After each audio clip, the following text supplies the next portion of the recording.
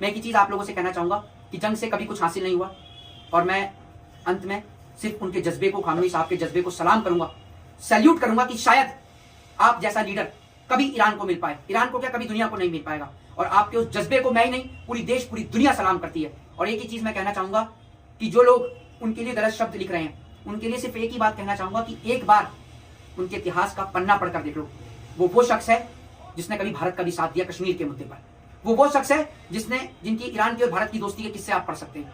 अक्सर आपने मेरे को हर वीडियो में बहुत तेजी से बोलते हुए, बहुत गुस्से में बोलते हुए देखा होगा, लेकिन आज मैं खुद मेरे पास शब्द नहीं है आज बोलने के लिए, क्योंकि आज ऐसी घटना है जिसको हमने कभी सोचा भी नहीं था।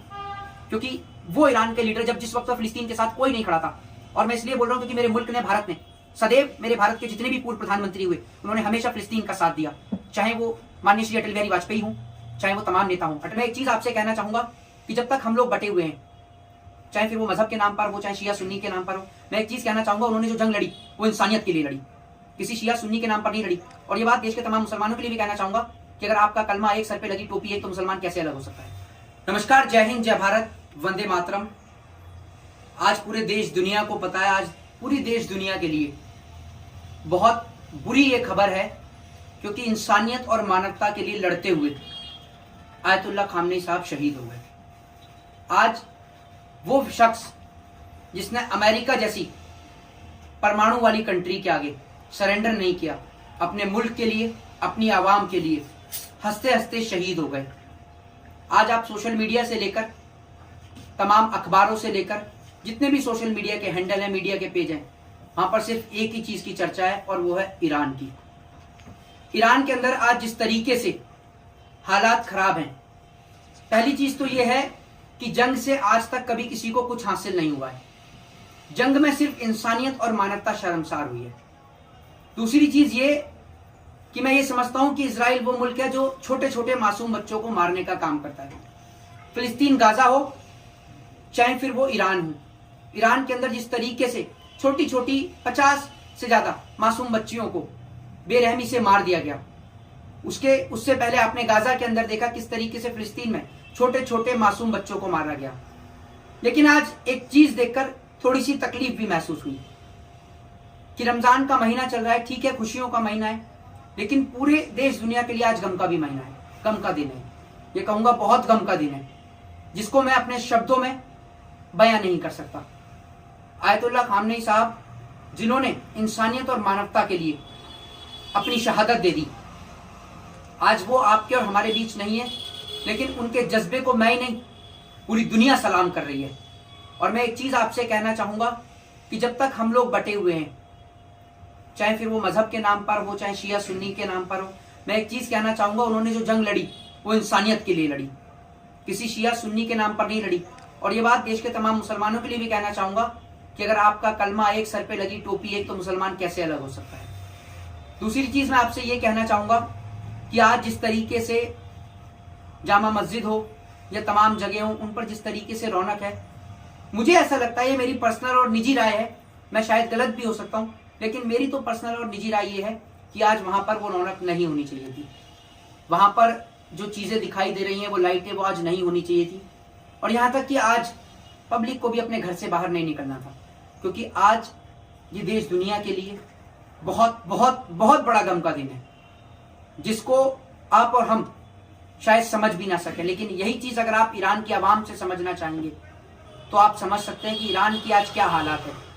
जिस तरीके से आज ईरान के अंदर जंग चल रही है, पहले तो मैं ऊपर वाले से ये दुआ करूंगा, प्रार्थना करूंगा कि इस जंग पर विराम लगे, क्योंकि जंग से कभी कुछ हासिल नहीं हुआ।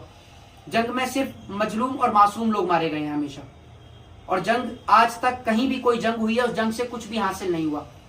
दूसरी चीज मैं आपसे यही कहना चाहूंगा कि जो तमाम चीजें हैं जिनसे हम, आप ये समझिए कि वो कंट्री जिसने मासूम बच्चों के ऊपर जुल्म ढाया, आज मुसलमान, जब फिलिस्तीन गाजा में हुआ था तो मुसलमानों ने कोल्ड ड्रिंक का बाइकाट किया, डोमिनोज का बाइकाट किया, लेकिन फिर वही 2-3 महीने बाद भूल के वो उसी जगह पर आ गए थे। लेकिन आज फिर इजराइल ने वही हरकत करी, जिसकी वजह से आपने देखा कि वहां पर मासूम बच्चे मारे गए। मैं सिर्फ यही कहना चाहूंगा कि इस जंग पर विराम लगे, इंसानियत और मानवता को शर्मसार ना करें मासूम बच्चों को मारकर। मेरा मानना यह है कि वो लोग बुज़दिल और कायर होते हैं जो छोटे और मासूम बच्चों को मारने का काम करते हैं। अक्सर आपने मेरे को हर वीडियो में बहुत तेजी से बोलते हुए, बहुत गुस्से में बोलते हुए देखा होगा, लेकिन आज मैं खुद आप मेरे पास शब्द नहीं है आज बोलने के लिए, क्योंकि आज ऐसी घटना है जिसको हमने कभी सोचा भी नहीं था। क्योंकि वो ईरान के लीडर जब जिस वक्त फिलिस्तीन के साथ कोई नहीं खड़ा था, और मैं इसलिए बोल रहा हूं क्योंकि मेरे मुल्क ने, भारत ने सदैव, मेरे भारत के जितने भी पूर्व प्रधानमंत्री हुए उन्होंने हमेशा फिलिस्तीन का साथ दिया, चाहे वो माननीय श्री अटल बिहारी वाजपेयी हों, चाहे वो तमाम नेता हों। अटल बिहारी वाजपेयी जी का एक स्टेटमेंट है जो उन्होंने भरी पार्लियामेंट में कहा था कि अरबियों की जो जिस जमीन पर इसराइल ने कब्जा कर रखा है उसको खाली कर दे। आज हकीकत में मैं आपको बताऊं तो मेरे पास शब्द नहीं है। खामनेई साहब ने जिस तरीके से अपनी शहादत दे दी, मुल्क के लिए नहीं दी उन्होंने, पूरी मानवता के लिए दी, क्योंकि छोटे छोटे मासूम बच्चों के ऊपर जिस प्रकार से जुल्म हो रहा था। और अमेरिका के इतिहास को अगर हम पढ़ेंगे तो अमेरिका के बारे में तो हम बहुत अच्छी तरीके से जानते हैं, और शायद हमारे मुल्क से बेहतर तो कोई ही शायद अमेरिका के बारे में जानता हो। हमारे देश के प्रधानमंत्री के साथ अमेरिका की जो दोस्ती थी वो आपने सभी ने देखा, लेकिन अमेरिका ने जिस तरीके से उस दोस्ती के ऊपर भी लात मारने का काम किया, जिस तरीके से अमेरिका ने हमारे ऊपर टैरिफ लगाया, तो मैं एक ही चीज कहना चाहूंगा कि अमेरिका कभी किसी का नहीं हो सकता, और सिर्फ इसने जंग में इस्तेमाल किया है। जब हमने जंग लड़ी पाकिस्तान से तो भी अमेरिका हमारे साथ नहीं खड़ा हुआ, उसने हमारा साथ ही नहीं दिया। ऑपरेशन सिंदूर हो, पहलगांव हो, कभी उसने हमारा साथ नहीं दिया। हमारा साथ देने के लिए हमेशा हमारे साथ अगर कोई खड़ा रहा तो रशिया खड़ा रहा।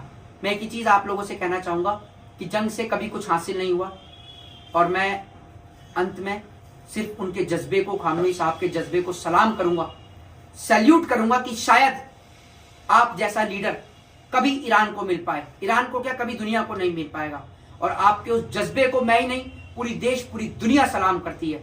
और एक ही चीज मैं कहना चाहूंगा कि जो लोग उनके लिए गलत शब्द लिख रहे हैं, उनके लिए सिर्फ एक ही बात कहना चाहूंगा कि एक बार उनके इतिहास का पन्ना पढ़कर देख लो। वो शख्स है जिसने कभी भारत का भी साथ दिया कश्मीर के मुद्दे पर। वो शख्स है जिनकी ईरान की और भारत की दोस्ती के किस्से आप पढ़ सकते हैं।